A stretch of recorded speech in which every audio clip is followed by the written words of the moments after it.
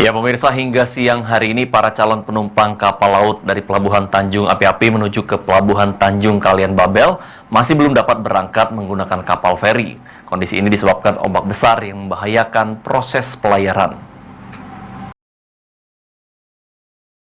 Mungkin punya Tuhan juga sama-sama supaya kondisi ini agak terkendali. Kepala UPTD Pelabuhan TAA didampingi Kapolsek dan juga dinas terkait lainnya memberikan himbauan kepada sejumlah calon penumpang kapal laut menuju ke Bangka dari Pelabuhan Tanjung Api-Api.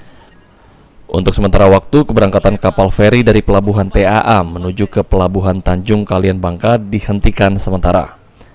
Penyebabnya ombak besar yang cukup membahayakan proses pelayaran kapal feri tersebut. Kami nak nyebrang nian Pak, yo inilah kondisinya. Tolong dipahami, bukan kendak kami nahan Bapak Ibu di sini, tidak. Kami pun pengen Bapak Ibu cepat berangkat. Apalagi kawan-kawan truk ini yang bawa mungkin barang penting, sembako, kami sudah pikirkan. Ya.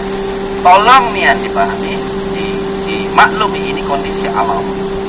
Yang informasinya katanya siklusnya terjadi 10 tahun sekali.